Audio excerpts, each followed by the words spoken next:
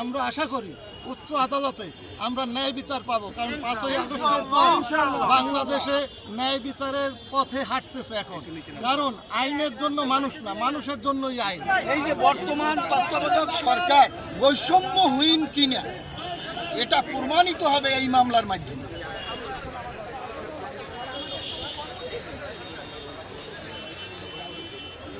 আজকে আমাদের এই মামলাটির আদেশ দেওয়ার জন্য দিন ধার্য ছিল। আজকে কোনো শুনানি আদালত গ্রহণ করে নাই। আদালত শুধু তার আদেশ দিছে। আদালত বলছে যে এইটা তামাদি হয়েছে। 30 দিনের মধ্যে যে ডাইরেক্টরি ছিল যে গেজেট প্রকাশের 30 দিনের মধ্যে মামলা করা যাইবে, বাধ্যতামূলক না, যাবে।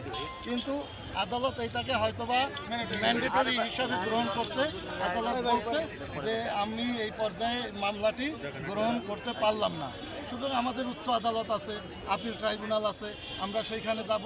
আমরা আশা করি উচ্চ আদালতে আমরা ন্যায় বিচার পাবো, কারণ 5ই আগস্টের পর বাংলাদেশে ন্যায় বিচারের পথে হাঁটতেছে এখন।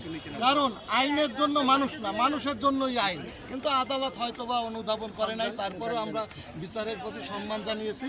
আমরা যথোপযুক্ত উচ্চ আদালতে আপিল করব। আমাদের যারা সমর্থক বা শায়েককে ভালোবাসে বা ইসলামকে যারা ভালোবাসে, শায়েকের নির্দেশনা আছে যে সবাই আইনের প্রতি শ্রদ্ধা রেখে এবং বিচার বিভাগের প্রতি শ্রদ্ধা রেখে যে আদেশ দেয় সেই আদেশ শুনে যাতে সমর্থকরা চলে যায়। শাইখে চরমোনাই তিনি কঠোরভাবে নিষেধ করেছেন, কিন্তু তারপরও উৎসুক জনতা, এখানে অনেক লোকজন আসছেন যাদের মামলা আছে। দেখা যায় শতকরা 30 জন টুপিদারি আছে, কিন্তু এই যে টুপিদারি আছে তারাই কিন্তু আমাদের মামলা সংক্রান্ত বিষয় আসে নাই, তাদের নিজেদেরও মামলা আছে। এই যে বর্তমান তত্ত্বাবধায়ক সরকার বৈষম্যহীন কিনা এটা প্রমাণিত হবে এই মামলার মাধ্যমে। ফ্যাসিস্ট সরকারের ন্যূনতম তাদের মধ্যে কোনো ছোঁয়া আছে কিনা এটা প্রমাণ হবে এই মামলার মাধ্যমে। বাংলাদেশের সর্বোচ্চ আদালত, প্রয়োজনে আমরা সুপ্রিম কোর্টে যাব। আমরা কোনো ভীষণে ব্যর্থ হই নাই।